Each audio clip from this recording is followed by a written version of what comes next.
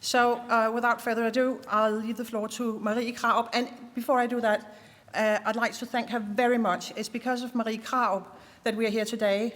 So thank you very much, Marie. The floor is yours.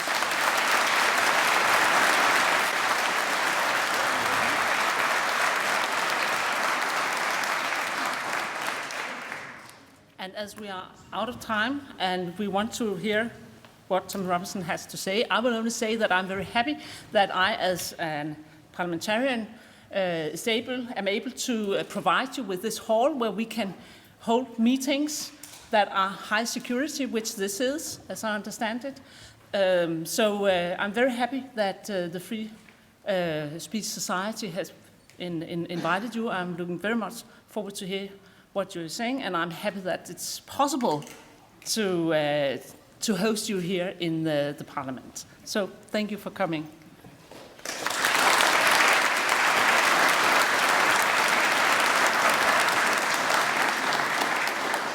Thank you, Marie. The Sappho Award is the Free Press Society's Freedom of Expression Award, which is given to a person who has shown uncompromising courage and tireless struggle for the free word. The award was first awarded in 2007 to journalist and author Flemming Rose. Other notables to have received the Sappho Award are, among others, Mark Stein, Thilo Sarrazin, Ezra Levant, who I believe are present. Hello, Ezra, nice to see you. Douglas Murray,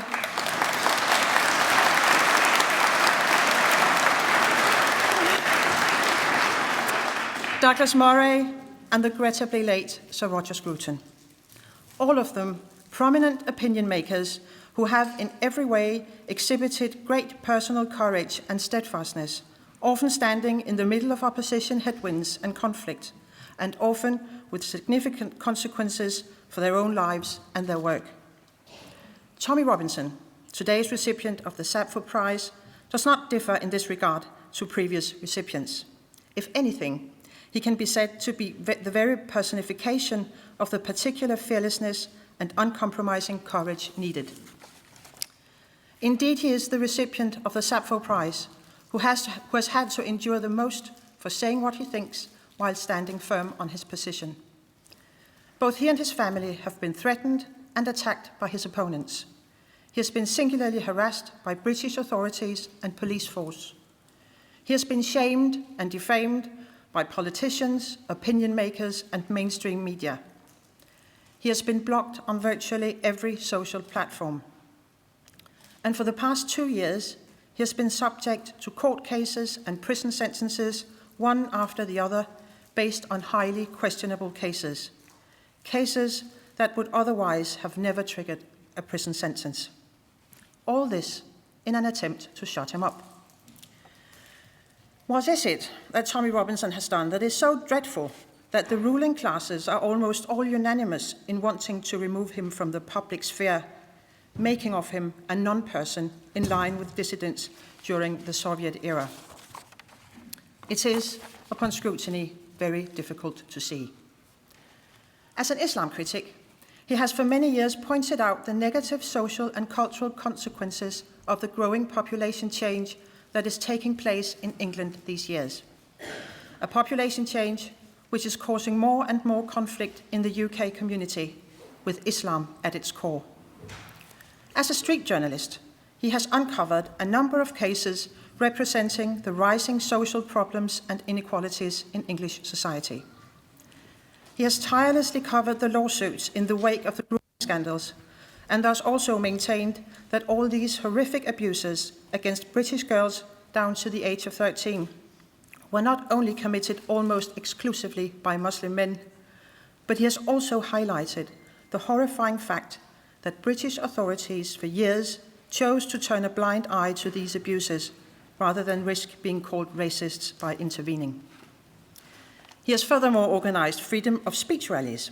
One of those, the Day for Freedom rally, we in the Free Press Society also participated in. None of this is controversial from a democratic perspective. None of what Tommy Robinson has said has been anti-democratic, has glorified violence, nor been racist or totalitarian. On the contrary. We at the Free Press Society have dealt with Tommy Robinson in depth, and we have never come across any statement or agenda that falls outside the democratic purview. On the contrary, democracy and free speech is the very foundation underpinning all of Tommy Robinson's work. He fights for democracy in a free and open English society, the kind of society under which he grew up, but which is now under intense pressure and threat of eroding altogether. What is striking is that his critics have also been unable to find valid reasons for the defamation they are subjecting him to. Therefore, they consistently choose to reference a 15-year-old sentence he received for violence against an off-duty police officer, attempting with this ancient case to discredit him and shame him from the so-called good society. It is truly a sad and pathetic reasoning. Have you really forever lost the opportunity to speak out in public merely because you in your youth have made a mistake? Who stopped listening to Michael Jackson, and who wouldn't read Günter Grass or Knut Hamsun's works citing their past misdeeds? These are otherwise men who have greater crimes on their conscience, but whom none of the so-called liberals who hold their noses when Tommy Robinson's name is mentioned could dream of refusing knowledge of. And let me just remind you, in a Danish context, that the founder of the Antifa in Denmark, Pihl, has been a member of parliament for 2 election periods without anyone who today are defaming Tommy Robinson and calling for censorship against him raised a finger to prevent, let alone questioning Pihl's eligibility. Dear Tommy Robinson, today the Free Press Society awards you with the Sappho-pris. With this prize, we honor your tireless work and struggle for the free word, and in fact, that despite the great opposition against you, you continue this fight undaunted. The award is a recognition of your work and the costs your struggle has incurred and still has for you and your family. And it is also an encouragement to continue this struggle on a peaceful and democratic basis. Congratulations with the award.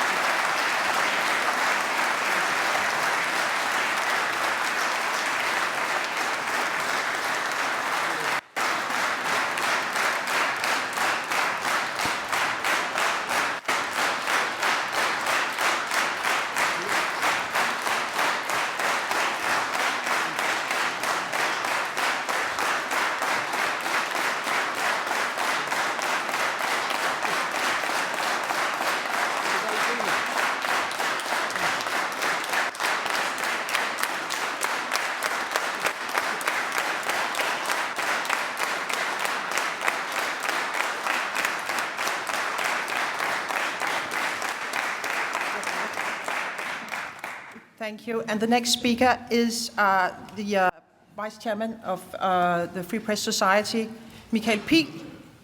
Michael, the floor is yours.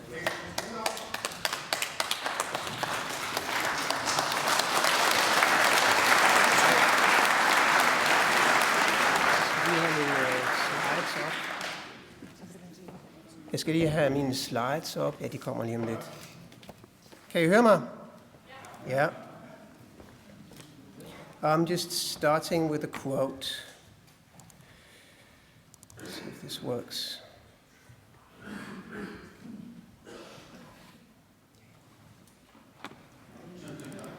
Yeah, oh, you know it, you've heard it before. I won't play the whole thing. Obnoxious, repellent individual.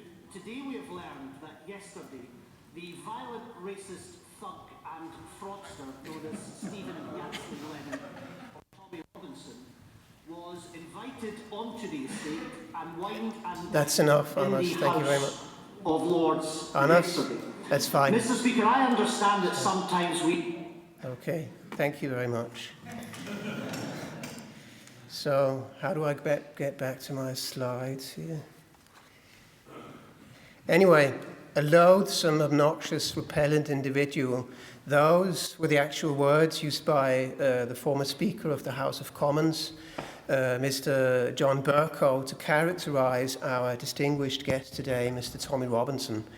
This was after Scottish MP Stuart MacDonald had also found some of the worst words in the English language to characterize him. And I believe that this is quite typical when it comes to Tommy Robinson, normal conventions of fair debate, of truthful and honest reporting, and indeed of fair and honest judicial treatment. All of these normal conventions of judicial and civil society are suspended. Tommy Robinson is a man ostracized by the establishment from civilized conventions. Now, in the ancient common law of England in the Middle Ages, you had outlaws like Robin Hood and such people who were declared, according to the law, to have the head of a wolf. The person was compared with a wolf in the eyes of the law. So, Tommy, I've brought you a replica today of a Viking jewelry. It shows a wolf. I couldn't bring you a whole wolf, but it's a wolf. It's a Viking replica jewelry showing a wolf biting its oppressor. And I'll use the wolf as a kind of symbol for you today, because the wolf is, of course, a symbol of your status in the eyes of the English establishment. But the wolf is also a strong, resilient, and quite independent animal that looks after and protects its own against fallen predators and such things.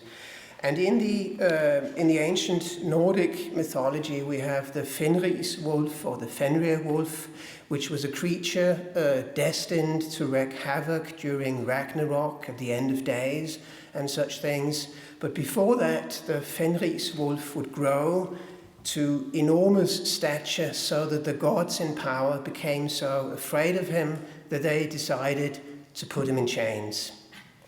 But before they could do that, one of the gods actually lost his hand in the process, because one of the gods, Tyr, would try to put the chain on the wolf, but the wolf would only allow this to be done if one of the gods would put his hand into its mouth. And that's what we see on the symbol, is the wolf biting back at its oppressor, so to speak.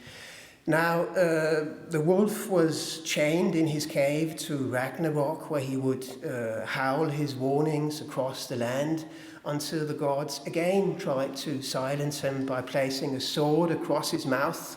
But again, out of the foam that flew from the mouth of the wolf sprang a very strong river that would flow unstoppable through the lands of Jotunheim. But enough said about wolves and ancient law and mythology, and back to our present day and society. The further a society drifts from the truth, the more it will hate those that speak it, are the famous words by George Orwell, I think, increasingly appropriate when it comes to the whole Tommy Robinson phenomenon. Increasingly admired, I think, on the one hand, probably especially by the English working class, Tommy for his courage and willingness to uncover and highlight grave social problems and to speak unpopular truths.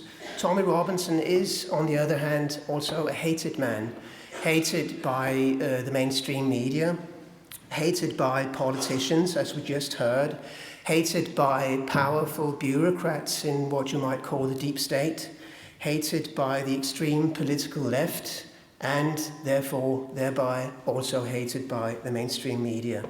In 2017, Robinson named his autobiography Enemy of the State, and indeed the relationship between him and various agents of power within the English state has often been compared to the relationship between Big Brother and the political dissident Emmanuel Goldstein in George Orwell's dystopic novel of 1984. In 1984, the Big Brother autocracy uses the media and telescreens to control the population and to organize mass sessions of hysterical propaganda called 2 Minutes of Hate. Like Goldstein in 1984, Robinson is a public figure who is only heard in order to be interrupted, shouted down, defamed and dequalified, with hateful and often quite absurd accusations. Robinson is a public figure that rallies mainstream media, politicians and judicial system alike, all to use all kinds of methods, all in order to stop him from saying and doing what he does. And this, among other things, is what makes the whole Tommy Robinson phenomenon an important issue for freedom of speech.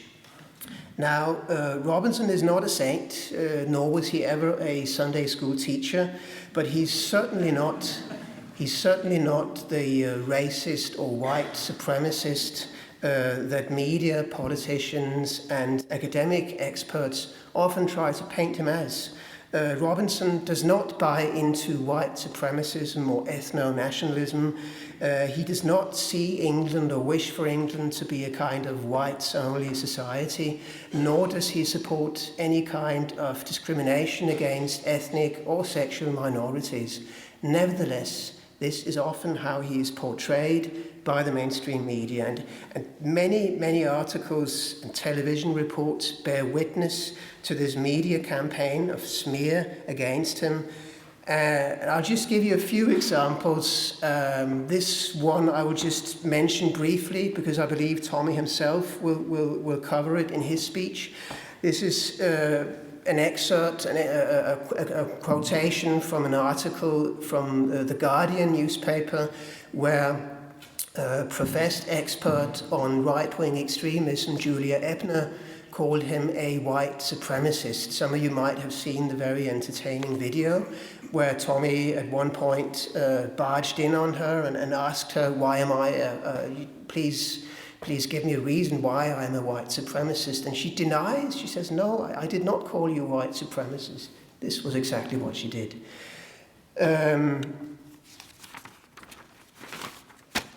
Other various grotesque Robinson lies also sometimes project into Danish media and spill over into distortions in Danish debates about free speech and Tommy Robinson, and I've experienced this many times, I must say, but I'll just give you a few quotes to illustrate such a Robinson distortion.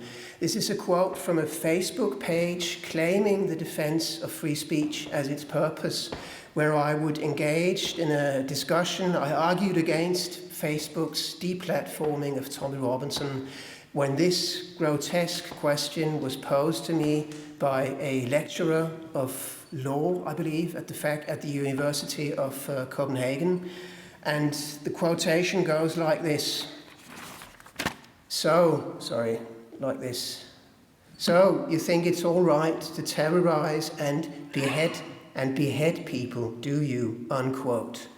So this person seemed to be of the opinion that Robinson had engaged in threats to behead people.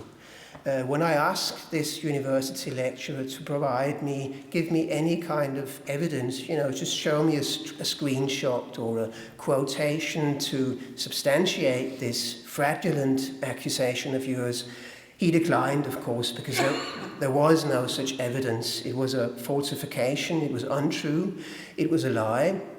But interestingly enough, he posted a series of mainstream English newspaper articles from The Guardian and the Daily Mail and such papers, who all seemed to be making the same fraudulent accusation of threats to behead people. And again, I read them through, took hours, and there was no documentation whatsoever. It is interesting, I think, that the most fraudulent lies about him are often made by people in various positions of power, in the media, in politics, in the judicial system, and indeed in the tech giants. I believe Tommy will also cover the debate about him in Denmark, which was started by the Facebook head of communications for Scandinavia, Peter Münster, who in September compared him with the Serbian war criminal Ratko Mladic, and who tried to defend Facebook's deplatforming of him by claiming that he had made threats of violence against minorities. Now, Robinson has never encouraged violence against anyone. He was never accused or punished for breaking any of Britain's hate speech laws. And when asked twice by Danish journalist Lørdag Folke to document this accusation, he declined. Later, a Danish journalist called Adam Holm actually commented on this debate in Denmark in September about free speech, Facebook, and Tommy Robinson. And I'll just quote a short bit of an article by Adam Holm. He said that one important point makes this into an important discussion of principles. The evidence for Tommy Robinson's alleged warmongering rhetoric is difficult, or rather impossible to find. Facebook has produced no smoking gun, but accepts only half-baked assumptions without actual examples to substantiate the preconceived verdict. Facebook thus allows the executioner's axe to fall. And Holm would proceed to ensure his readership that he was certainly no fan of Robinson. He would dutifully wave his garlic to the vampire, but he still raised concerns as to who else might in the future be purged like this from public debate on Facebook. And he ended up concluding that Facebook had actually done more damage to the same democracy that they claimed to protect than Robinson had ever done. I think it's probably fair to assume that very few journalists at a state broadcaster would have asked critical questions like this about Facebook censorship in Sweden or in Germany, or probably not in England. I can't imagine. Nevertheless, I believe that the debate about Robinson is also in Denmark often distorted by misconceptions. Lørdag Folke on Facebook herself presented Robinson as some kind of far-right extremist, which I think is not a fair description of him, even though it's gone into the Danish mainstream. Most Danish journalism about Robinson is probably more or less copied from mainstream English media that are often biased, untrue, or like the BBC documentary Panorama, purposely and by means of fabricated fake news trying to discredit and destroy him as a public figure. Now, of course, the BBC and auxiliary institutions were completely revealed last February in the explosive panodrama documentary made by Lucy Brown and Tommy Robinson. Here the dishonesty, the prejudice of the BBC was revealed for all to see, as you hear an audio file with the journalist John Sweeney talking openly about editing an old audio file with a quarrel between Robinson and Brown, and manipulating it so that it would appear as if he had sexually molested her. We're doing a kind of gender sexual thing against Tommy Robinson, says John Sweeney on tape. As it happened, the Panorama BBC attempt at a real character assassination of Robinson would seriously backfire on them, I think, because the Panodrama video was seen by millions on social and alternative media, which also shows how alternative media can sometimes be liberating institutions in a democratic debate. But it was also symptomatic that Robinson was purged from Facebook immediately after his exposure of the English establishment and the mainstream media. Now, many such echoes of this kind of fake Robinson news have sounded in the Danish media. And I'll just give you one more example. This is from September. when Danish journalist Paul Høj took a quote by Robinson calling the jihadi terrorists responsible for the Manchester terror attack in 2017, calling them justifiably calling them enemy combatants. Høj then took this quote out of its context and presented it as if Robinson had called all British Muslims enemy combatants. And really, you can go on like this for hours on end, just listing the fake news about him, but probably the main weight in the persecution of him was not brought against him by the media, but by the unjust treatment of him by the English judicial system, and indeed by the prison system in England. One of the hallmarks of a free society is a separation of powers. A free society is not where the judiciary is corrupted into a power tool against powerful people in government or such things, where judicial systems reduce themselves to political instruments for the political elite. Freedom and freedom of speech is thwarted. Thwarted, difficult man for a Danish man to say. I just get something to drink. In a free society, equality before the law and a reasonable relation between crime and punishment are also essential principles. Now, the English judicial system is based on principles of precedence and things that are often very difficult for us to understand. But I think that the persecution of Robinson by the English judicial system is without precedence. No journalist or civic reporter, for that matter, has, since the war, for comparable misdemeanors, received the harsh treatment and mistreatment in the prison system that Robinson was exposed to for rather minor offences. And many have commented upon this quite political nature of the persecution of Robinson by English judicial system. Last year's honourable recipient of the Sappho-pris, Mr. Douglas Murray, this was in 2015, Douglas Murray commented upon Robinson's mortgage fraud imprisonment. And I'll just quote Douglas Murray. He said that mortgage fraud is bad, but it seemed rather obvious to some of us that the reason he was in prison was not because of mortgage fraud, but because he was a problem and our politicians wanted that problem to go away.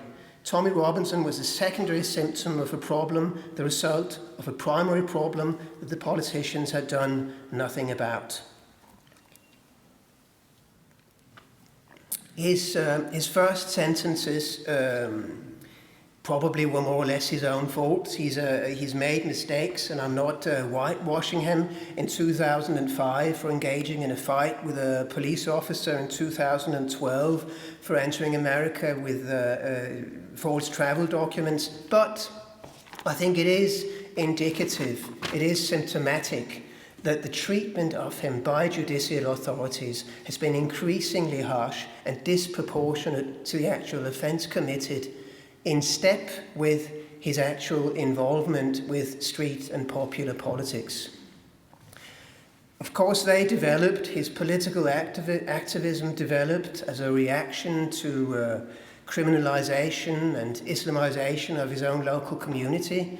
As Muslim fundamentalists harassed a veterans' march in Luton in 2009, he helped form the English Defence League, a working-class street protest movement against the Islamisation of Britain, but also a movement whose leadership from the onset defined itself in opposition to any kind of racism or ethno-nationalism. One of the first public manifestations of the leadership of the English Defence League was the public burning of Nazi flags. You see the banners in the background, black and white, unite, saying no to Sharia law. Now, of course, the balaclavas invoke some bad associations with Ulster, militarism and sectarianism and such things, but I believe they were motivated at the time by their fear of living in their local community with death threats and such things. I believe they thought that they could remain anonymous somehow. Anyway, as an indirect result of his activism, he was convicted to 18 months prison for the crime of having given incorrect financial information in relation to a house mortgage loan. He warned prison authorities against placing him in prison with Muslim extremists, which they then proceeded to do just that.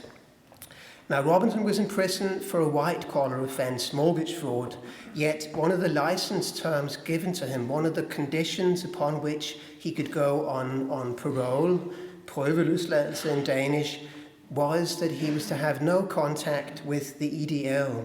So here we have a mortgage fraud prisoner, a mortgage fraud sentenced prisoner given licence on conditions that he would not pursue his political activism.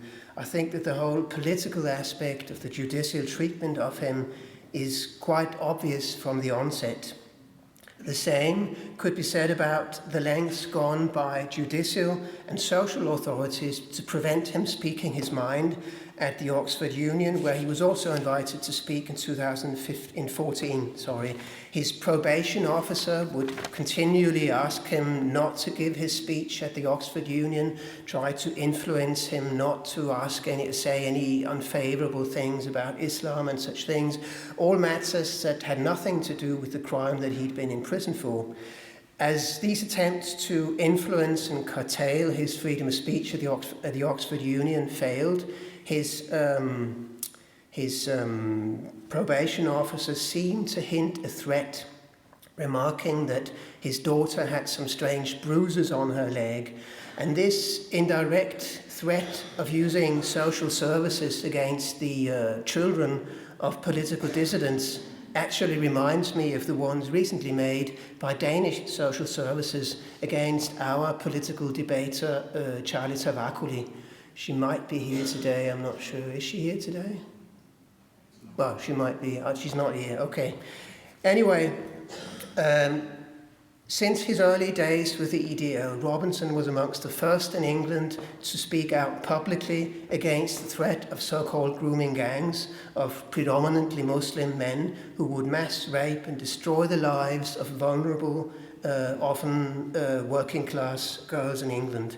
Many reports have since testified that various English authorities, like the police, social services, judicial system and local council politicians, together with the mainstream media, had all taken great pains to hide and conceal from the general public the scale and the brutality of these sexual crimes committed by grooming gangs against young girls in England. It is indisputable that Robinson was amongst the first to speak out against grooming gangs when English mainstream journalists and politicians were mostly silent about this problem. It is indisputable that Robinson deserves credit for his willingness to speak unpopular truths to a blind and prejudiced media establishment. Probably for that reason, he also decided to concentrate a lot of his street journalism to cover this problem. On the pictures you see some of the many other things that he's done. We can't go in and cover it all. But this brought him into another conflict with the law in 2017 before Canterbury Court, where he, according to the judge, showed contempt of court by filming on court premises and by confronting the defendants with questions that would prematurely assume the guilt of the defendants and could thus influence the objective ruling of a jury. Why are you raping English girls and such things? That were some of the prejudicial comments made by him to the defendants, for which he was given a suspended sentence. Now, at the case in Canterbury, he pleaded guilty and accepted that he'd done the wrong thing. However, since this suspended sentence was later activated when Robinson reported outside of Leeds Crown Court in May of 2018, I think it is interesting to look at how Robinson's first contempt sentence was actually motivated. What was it, according to the judge, that Robinson was not allowed to do outside of Canterbury Court? Let's just look at how Judge Norton at Canterbury motivated his sentence. I'm just reading up from, I'm quoting Judge Norton. I should probably be wearing a wig and banging a hammer on the table or something like that, but you'll have to do with me. In short, Mr. Yaxley Lennon, turn up at another court, refer to people as Muslim pedophiles, Muslim rapists, and so on, while trials are ongoing, before there's been a finding that that is what they are, and you will find yourself inside. Do you understand? Thank you very much, unquote. So, according to Judge Norton, if Robinson would continue to do the same as he had done before Canterbury, he would be arrested. The main question then must be this: did Tommy Robinson do the same thing in Leeds as he had done in Canterbury? Did he film on court premises? No, he didn't. Did he confront the defendants of a grooming case trial with comments and questions that were loaded with preconceived opinions, assuming beforehand that they were guilty? No, he didn't. The questions asked by Robinson were not prejudicial to the trial. Taken literally, there were open questions, free from assumptions about the defendant's guilt. How are you feeling about your verdict was one of the questions he asked them. He then went on in his reporting to stress the defendants were on verdict for alleged grooming, and he would proceed to bring information about the defendants that was already in the public. He would read out the names and information from a BBC news sheet. So here we have English judges punishing a man for asking open questions and bringing information to the public that was already public. So in conclusion, I cannot see that Robinson in Leeds did any of the things that Judge Norton in Canterbury warned him against when he was given a suspended sentence. Yet he was sentenced in Leeds to 13 months prison for contempt of court. In prison, he was transferred, as you all know, from a prison where his conditions were tolerable to a prison with a high Muslim population which threatened him, terrorized him, threw excrement through his window, threatened to kill him, and tampered with his food. You've probably seen the pictures of him coming out of prison, having lost himself 20 kilo, living 3 months almost in solitary confinement.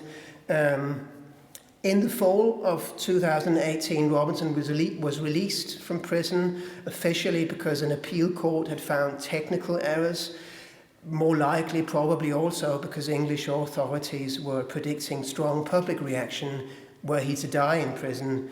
In the winter of 2018, Robinson's case was transferred to the Attorney General. To me, a strange judicial institution in a seemingly strange and unseparated grey zone between the executive and the judiciary. But in July of 2019, Robinson was again found guilty of contempt of court on the grounds that he had allegedly breached reporting restrictions by live streaming before Leeds Court for causing distress to the rape trial defendants by aggressively filming and confronting them. On the one hand, of course, you might argue reporting restrictions are in order to ensure the proper ruling of a case. But I also think it is, at least you have to ask the question, are reporting restrictions in England in such cases as this not increasingly used as a pretext to ensure a kind of media blackout and public awareness of these very nasty grooming cases, of these nationwide horrors and institutional failures? I think it seems very obvious that for political reasons and in the interest of cultural appeasement, the conviction of Robinson has been relentlessly pursued by the same English authorities that for years overlooked and ignored the most heinous crimes by Muslim grooming gangs. And I believe that the unwillingness of mainstream media to cover these very real, grave social problems makes the street journalism of people like Robinson seem the more necessary and seem the more honest. In between imprisonments, Robinson also managed to run for the European Parliament in May of 2019.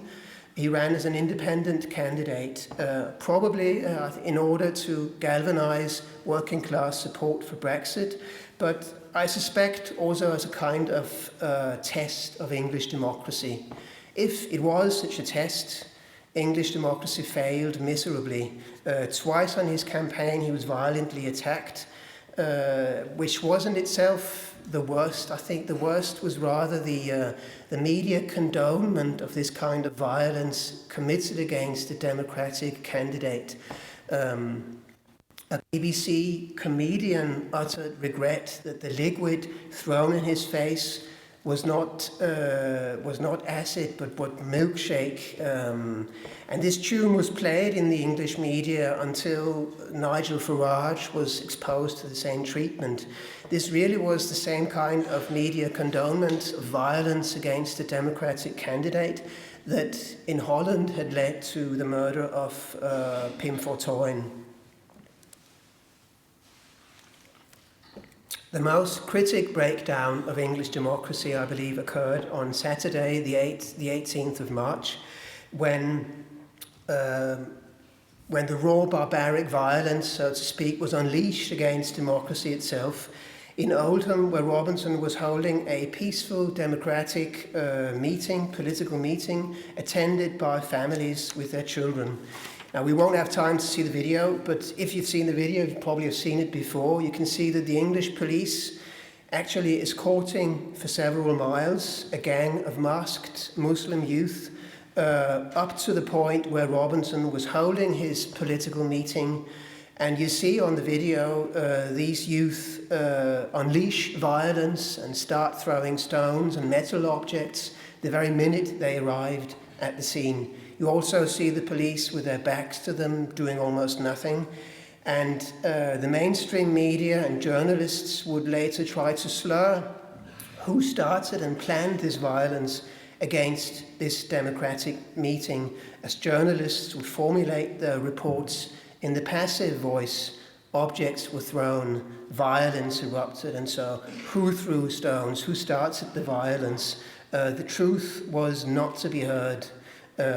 Here I think it would be illustrative if you would try to imagine the media, indeed the political reaction, had the opposite occurred. If a gang of masked working class youth had violently attacked a democratic meeting of Muslims to the European Parliament where families and children were gathered to listen to their candidate. The treatment of Robinson by English authorities has been unjust, authoritarian and politically motivated. Attempts by social media, by the mainstream media and by the judicial system to punish and disqualify him are aimed at silencing him and taking his voice away from people in England. This is what makes the Tommy Robinson phenomenon an important case for freedom of speech. And when it comes to freedom of speech, something is clearly rotten in the state of England.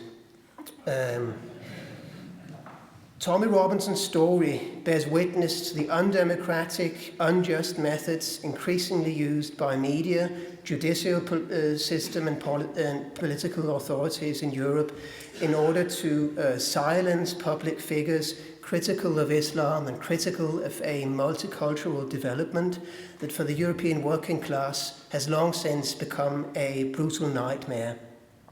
A seismograph is an instrument used to detect earthquakes. The Robinson phenomenon is seismographic of many dangerous developments in contemporary Europe.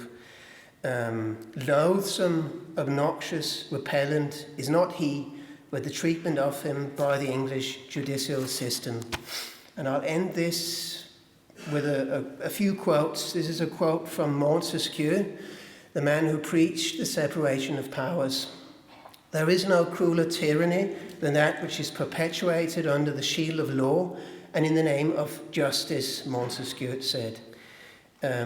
So here's to you, Mr. Robinson. Today we honour you. Please continue your howling against the moon. And I'll have to end this the same way I started, by saying something about wolves, won't I? It's an old quote. I don't know where it's from, but I found it appropriate, and here it goes. Fate whispered to the wolf, you cannot withstand the storm. And the wolf whispered back, I am the storm. Ladies and gentlemen, please give a warm hand of welcome.